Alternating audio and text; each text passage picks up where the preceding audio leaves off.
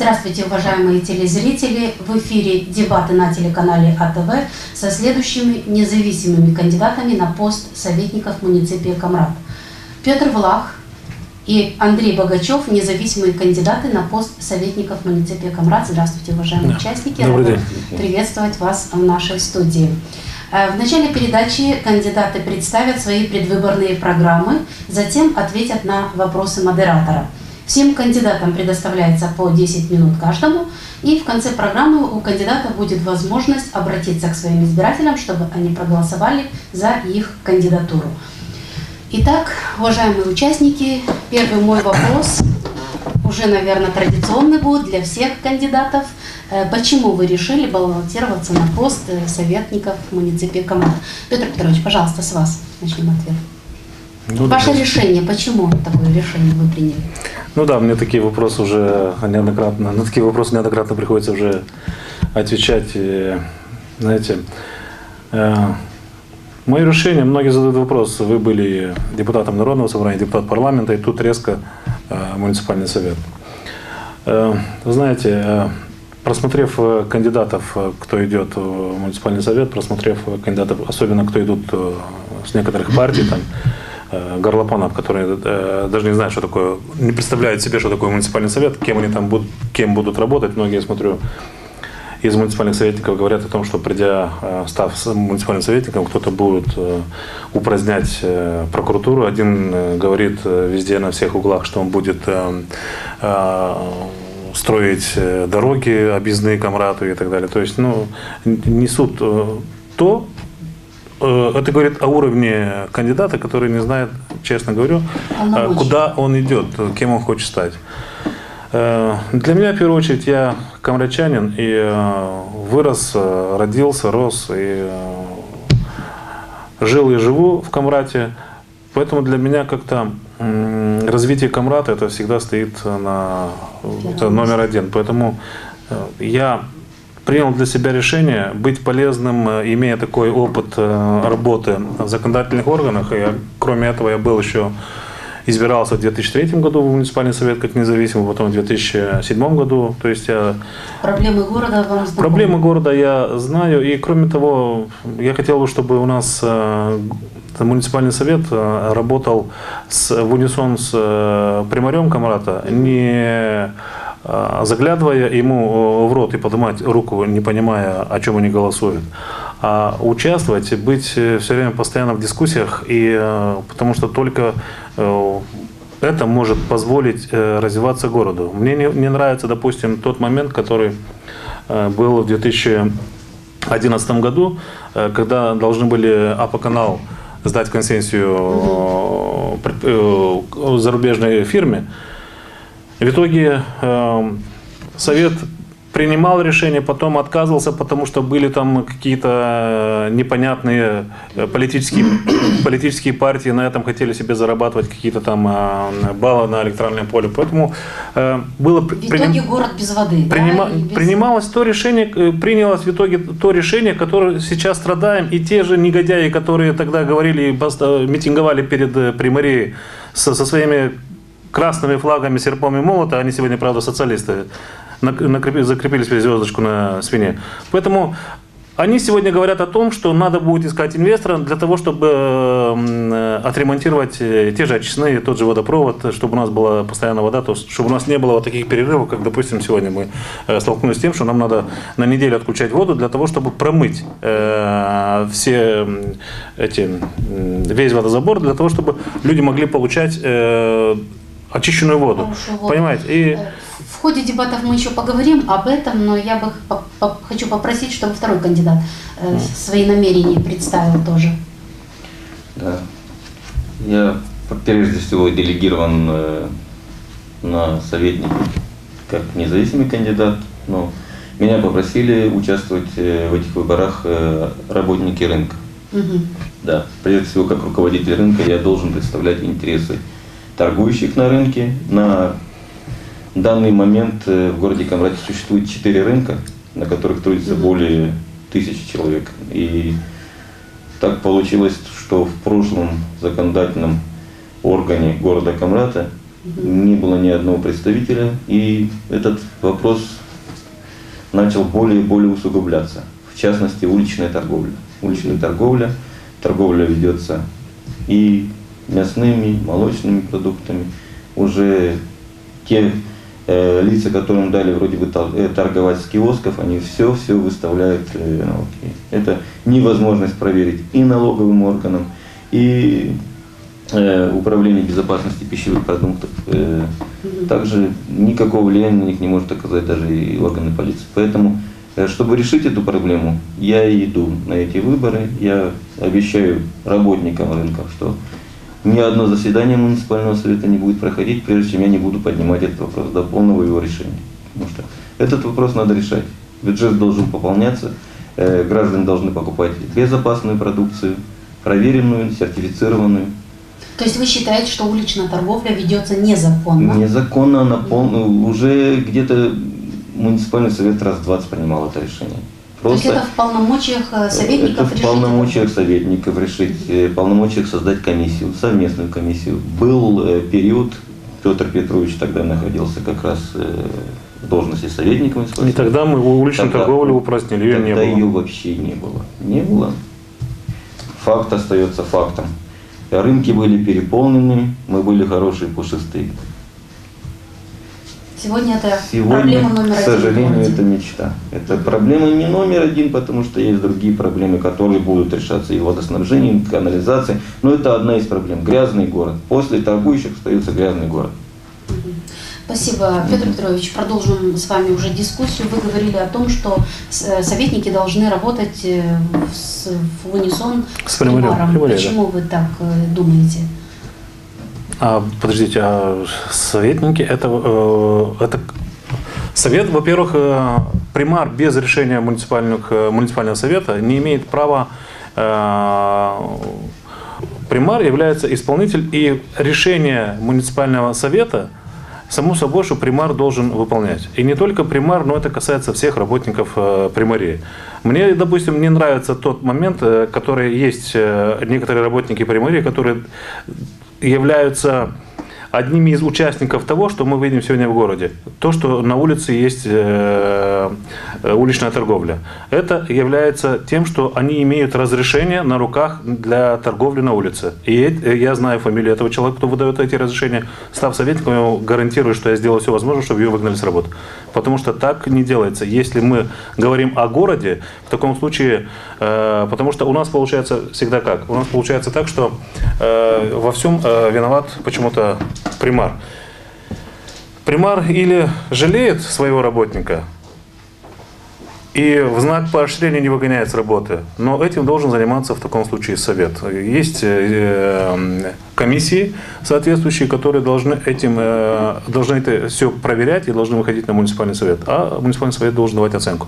И то, что уличная торговля сегодня есть в городе Камрад, это все заслуга одного человека, одной женщины, которая работает в примарии, которая тайком за деньги выдает эти разрешения. Я знаю и фамилию, я все знаю, я вам гарантирую, что какие бы родственники у нее не были, я сделал все возможное, чтобы она не работала.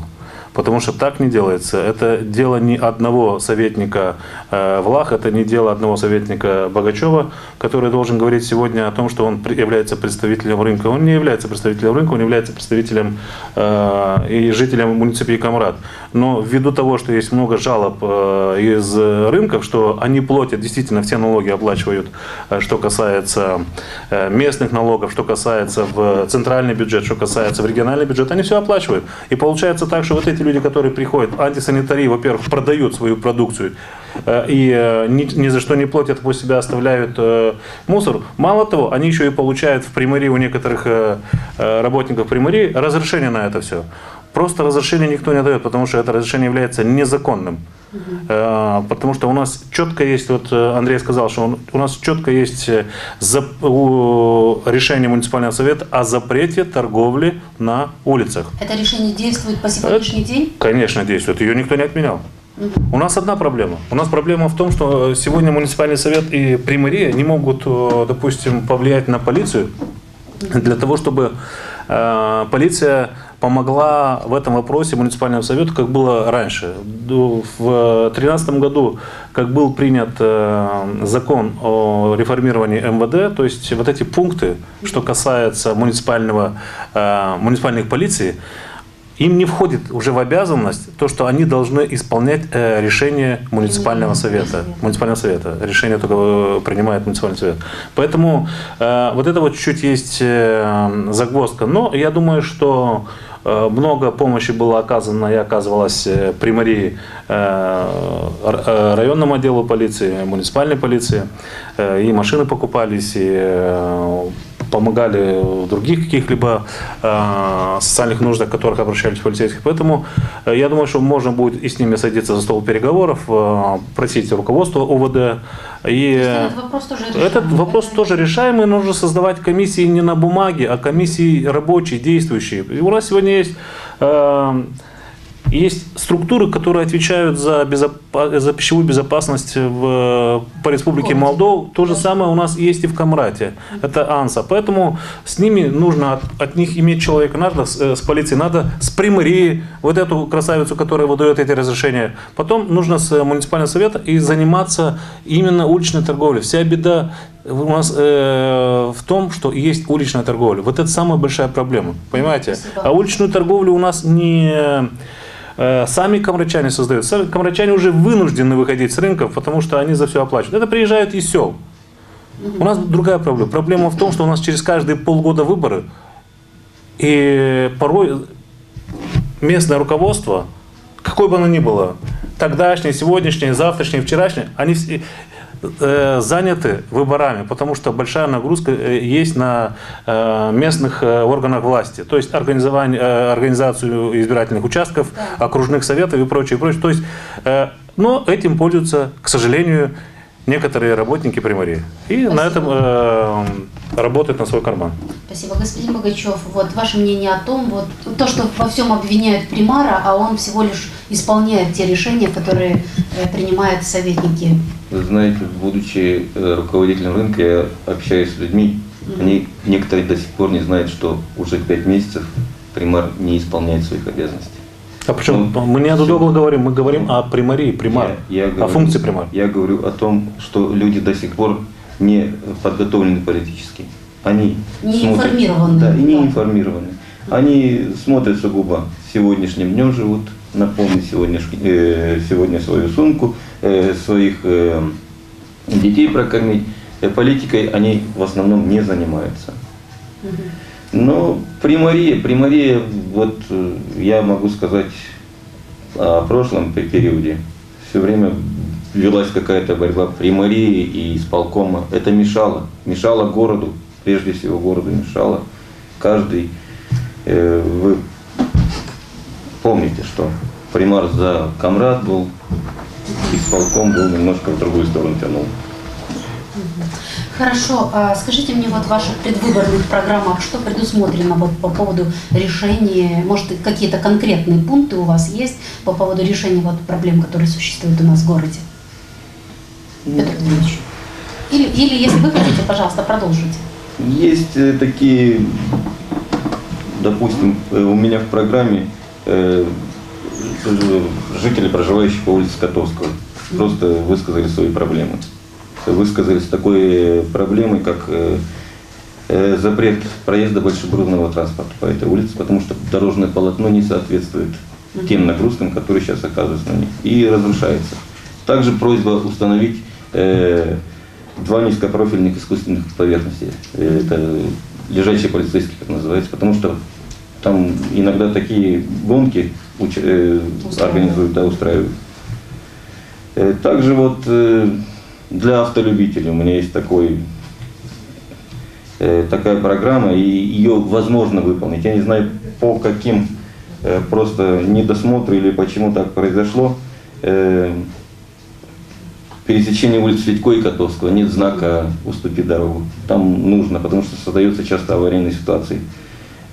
Потом считаю, что знак 3.1 въезд запрещен, который установлен на улицах Котовского, пересечения Третьякова и Победы, пересечения Федько, и стоянка запрещена. Они обеспечат одностороннее движение.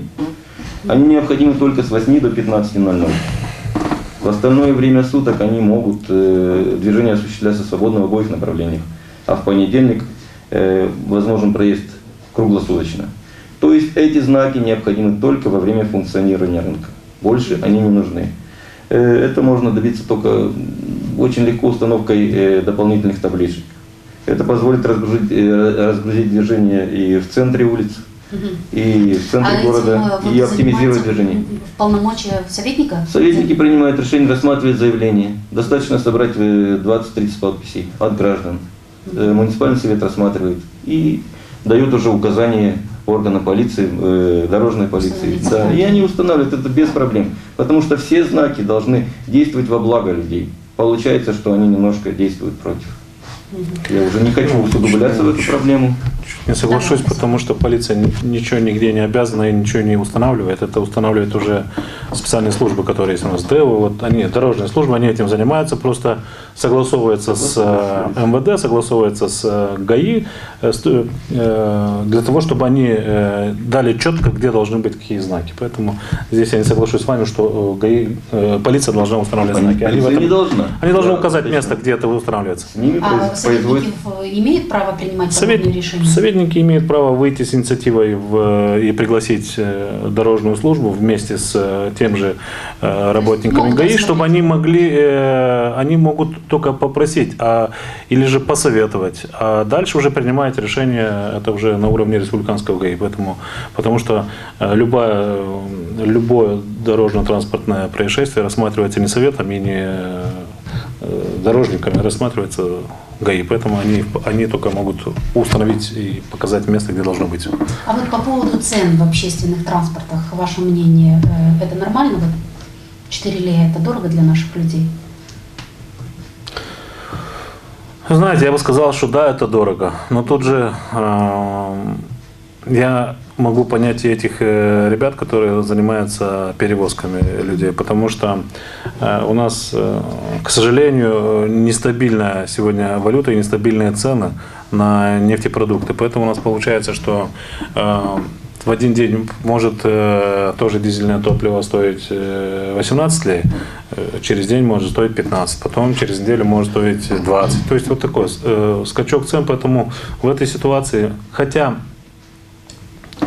надо смотреть, опять же, расстояние.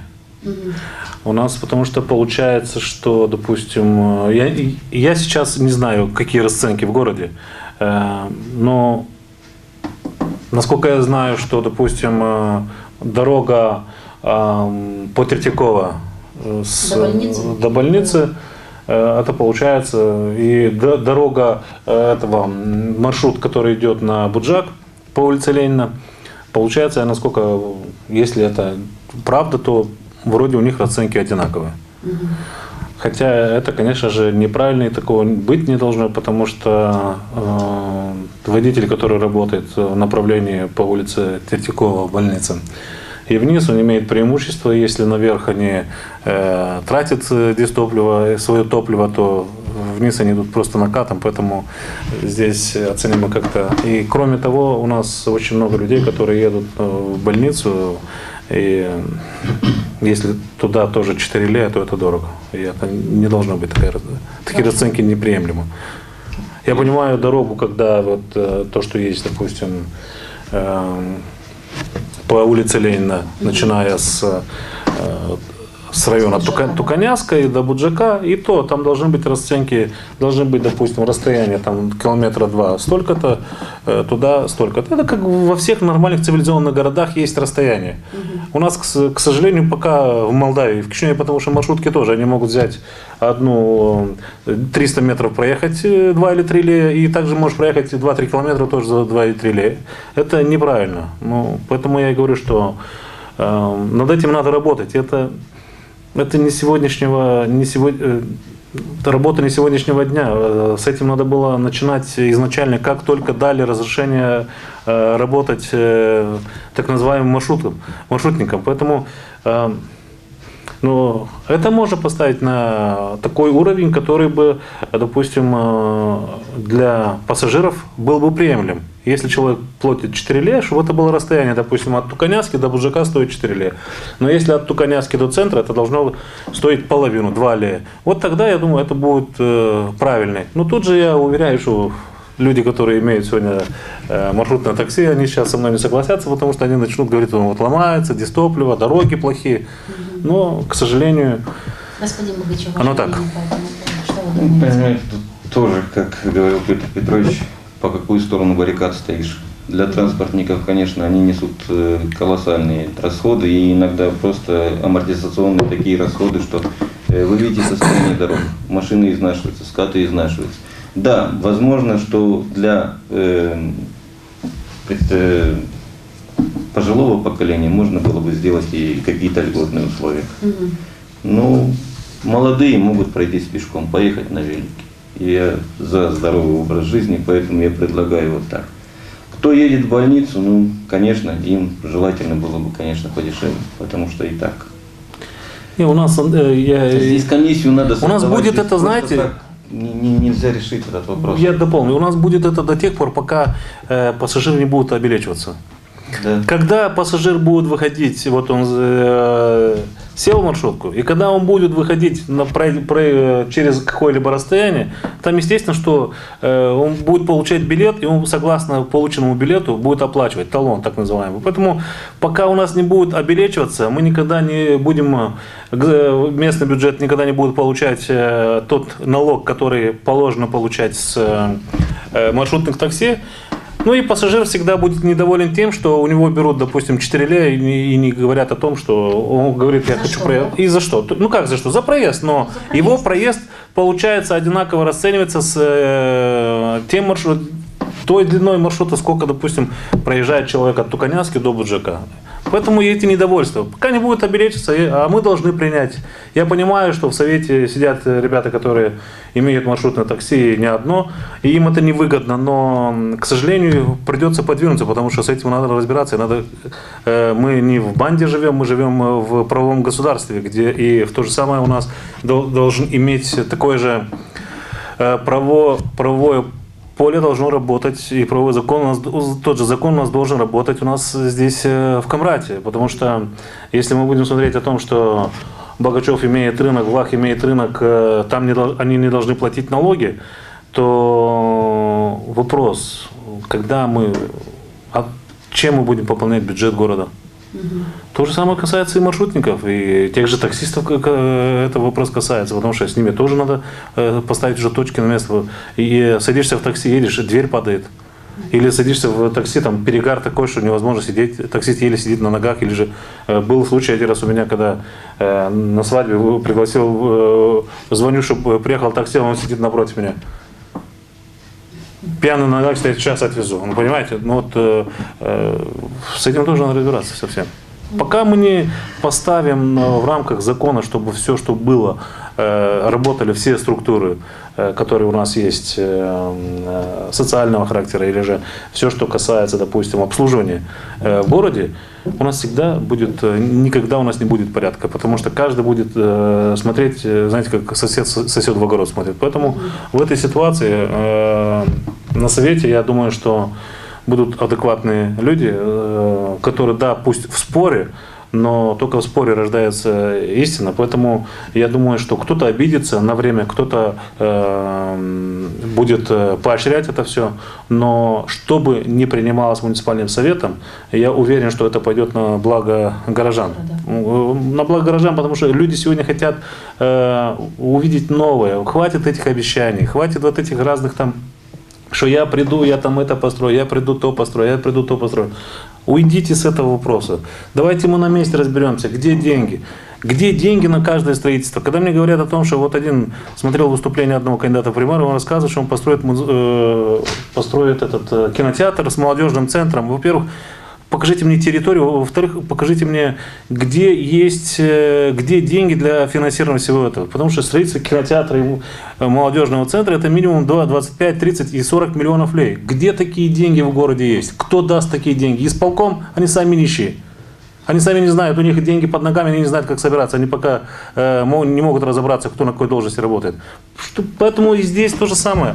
Мы должны, придя в совет, надо будет в первую очередь заняться тем, чтобы изыскать все возможности для пополнения местного бюджета. Только после этого мы можем и должны правильно это все распределить для того, чтобы оно действительно было видно, что в городе строится, делается, и это идет, созидается для блага горожан.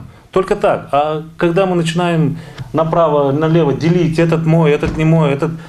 Нет, твой мой, есть советник, есть город. Все, другой вопрос закрылся. Тогда такой вопрос. Чтобы пополнить бюджет, вот конкретно что нужно сделать? Откуда деньги брать? Пожалуйста, я вам...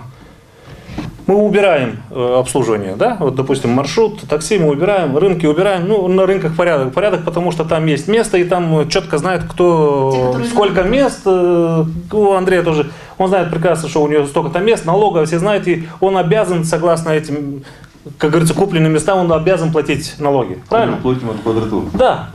Поэтому у нас, пожалуйста, улица Победы. От площади до автостанции. Убрать оттуда весь транспорт. Ни один транспорт не должен там находиться. Не могут подъехать к поликлинике. Ни одной машины там не должно быть. Хотите туда подъехать? Куда их убирать сразу? Куда их убирать? Платные стоянки делать. На площади есть. На площади? Платные стоянки. Весь центр должен быть платный. Во-первых, ну давайте Зачем тогда надо было укладывать плиткой? И для того, чтобы потом кто-то заезжал, и то масло течет с масла, то от машины, то один мороженое кидает там. То есть такое, ну, для того, чтобы сорили дальше, так для этого не надо было ставить плитку, потому что люди все равно это не понимают. Но если мы установили плитку тротуарную, если мы хотим, опять же говорю, пополнять бюджет, значит мы должны эти деньги, совет должен вместе с примарией находить. В первую очередь, это в городе. Для этого, я еще раз говорю, центр должен быть полностью платные парковки. Начиная от... И не человек должен ходить. Ставится шлагбаум, пожалуйста, карточка. Сколько минут находитесь, за столько и платите. Вы не платите за час. У вас есть абонементная, так скажем, плата за час, но если вы час, 2, 3 часа, 5 побыли там, вы пришли, заплатили. Допустим, если час стоит 3 ли или 5 ли, я посмотрю, вот эти вот люди, которые на рынках торгуют и приезжают, оставляют свои машины, и после этого не проехать по улице Победа, они будут оставлять свои машины незаконно, так скажем, и для того, чтобы после этого, уезжая, платить по 30-40 лей каждый день. Никогда они не будут. Для них мы можем сделать по-другому. Для них примария делает, но они регистрируют свои машины. Примарии, и для них примария дает такой единый талон на месяц. Вот он заплатил, вот он со своим талоном будет подъезжать, просто фиксировать на автомате, который будет стоять у шлагбаума. Пожалуйста, прикрепил ее, шлагбаум открылся, проехал, выехал. Вот только так мы можем собирать бюджет. А как по-другому? Потому что у нас очень много споров по бюджету. И у нас очень много людей, которые жалуются, дороги не строятся, то не делается. Да у нас много чего делается. Просто люди не хотят видеть. И очень плохо то, что люди не участвуют в строительстве того, чего хотели бы они видеть. А вот когда человек начнет платить за платные стоянки, поверьте мне, что он ту же бумажку не будет бросать, не будет выбрасывать, а он будет собирать ее и где-то на мусорке выбросит ее. Понимаете? И кроме, это один из примеров, но когда у нас люди только ждут, чтобы им делали, они в этом не участвуют, они всегда это ломали и будут ломать. И ни одна, сколько бы здесь не строили этих детских площадок, футбольных площадок и спортивных площадок, всегда будут ломать. Почему? Потому что у нас человек так воспитан. И если он туда не заплатил, он это будет ломать. А вот когда он начнет участвовать в этом, он начнет делать соседу замечания: не ломай, не садись, не становись, не катайся, потому что это для детей, а не для взрослых. Идите посмотрите в парке. В прошлом году открыли современная, красивая, большая детская площадка. И не дешевая, дорогая. Вечером подходишь, смотришь, там взрослые, Кто с пивом, кто с сигаретами, кто это, катаются, ломают это все. То есть это говорит о том, что чуть-чуть у нас со воспитанием есть проблемы. Это опять же безнаказанность. А человек чувствует наказанность только тогда, когда он за все платит. Вот тогда он говорит: опа, меня наказали. Вот это вот самая большая проблема у нас есть. Господин Могачев, а вы как считаете, вот все решения, которые принимает Совет, они должны быть прозрачны для людей? Должны быть опубликованы где-то на сайте, чтобы люди читали, видели вот ваше мнение? Обязательно они должны быть опубликованы. И я знаю, что они публикуются в газете, по-моему. Там. Есть на сайте Камрат МД. Да, и мы всегда с ними были ознакомлены. Да, СМИ должно присутствовать на всех, просто СМИ должны получать аккредитацию, и они должны участвовать и показывать полностью заседание муниципального совета. Здесь ничего такого нет. Там ничего тайного не может приниматься, никаких тайных решений не может приниматься. Оно принимается коллегиально, это решение должно быть открыто, должно освещено быть в средствах массовой информации. Я знаю сейчас только в печатных изданиях, но можно и на телевидении более так открыто это все. И немного вернемся к вопросу по поводу водоснабжения и канализации. Вы не закончили мысли свои о том, канализацию и водоснабжение нужно сдавать консенсус, или как вы видите вот решение этой проблемы? Во-первых, если это выгодно городу и горожанину, обязательно нужно сдавать. Но с условием... Это решение проблемы? Это решение проблемы, конечно, потому что частник, который вложит свои деньги, он будет заинтересован для того, чтобы вода была круглосуточно, потому что только от этого он может иметь свою прибыль. А если у нас мы отключаем воду, допустим, вот сейчас отключена вода, ну сколько, на 5 дней, на неделю, да? Вот вы представляете, чтобы запустить по новой, это какие потери идут, опять же, в тот же АП-канал. Это очень большие потери. Поэтому у нас надо считать, когда вода выходит из-под земли, а не когда вода доходит до потребителя. Из-под земли считается вода, а не та, которая у потребителя. А частник это умеет делать. И частник всегда будет заинтересован, чтобы вода была круглосуточно. Другой вопрос. Ценообразование должен принимать муниципальный совет. Примария должна разрабатывать, или же частник должен разрабатывать, выходить с инициативой примарии, муниципальный совет должен утверждать. Вот это я считаю, что правильно и справедливо. И не надо смотреть о том, что румынская эта компания, немецкая компания, российская компания. Ни в коем случае от этого надо уйти. Нужно найти человека, который сегодня придет и вложит те 20 миллионов евро или долларов для того, чтобы возродить водоснабжение в городе Камрат, которые... Многие горлопаны, которые сегодня сидят в том же исполкоме, в руководящих должностях, и те люди, которые перекрасились из коммунистов, стали социалистами, многие из них недопонимают ситуацию, что Камрат находится на грани экологической катастрофы. Они не понимают этого просто.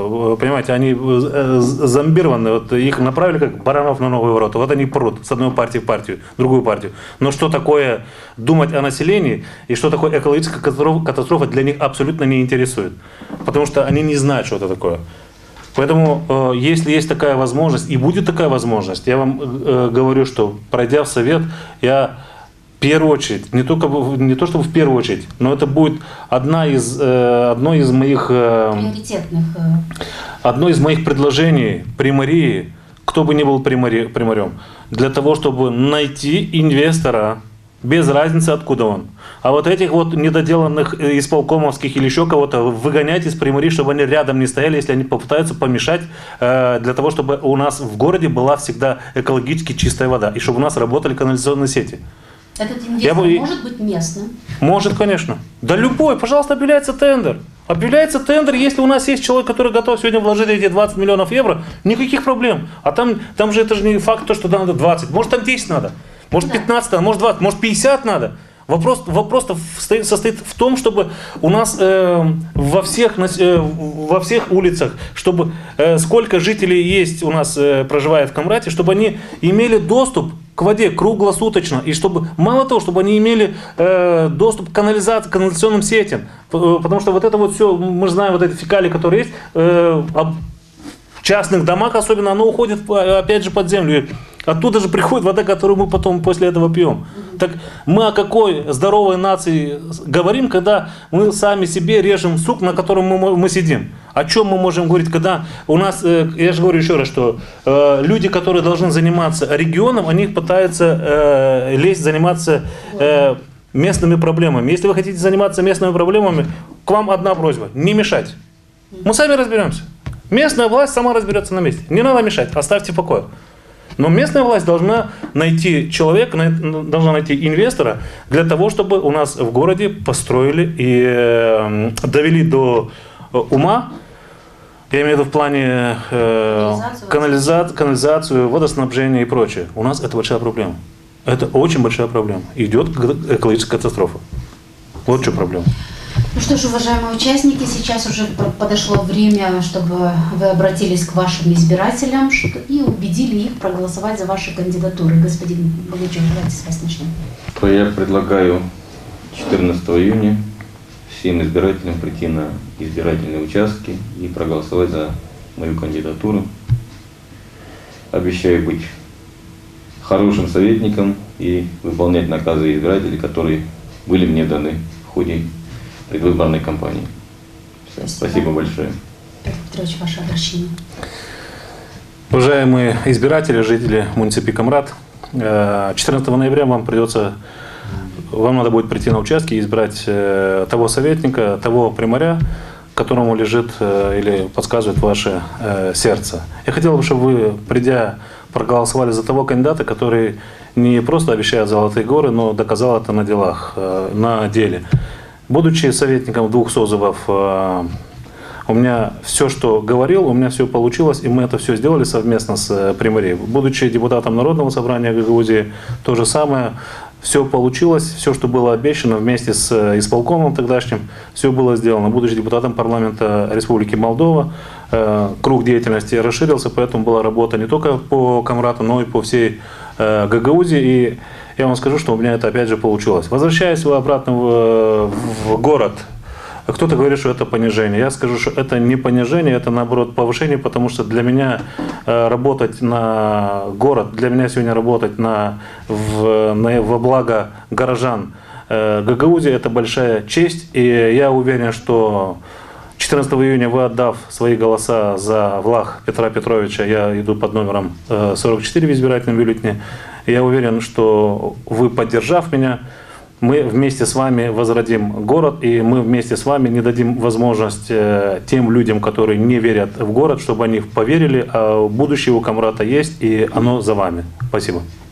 Ну что ж, я благодарю вас за участие в дебатах. Уважаемые телезрители, отведенное время для дебатов подошло к концу. Напомню, что в сегодняшних дебатах приняли участие независимые кандидаты Петр Влах и Андрей Богачев. Это были наши первые дебаты. Я с вами не прощаюсь. Смотрите наши дебаты и в последующие дни. Дебаты провела Елизавета Ротарь. Оставайтесь на канале АТВ.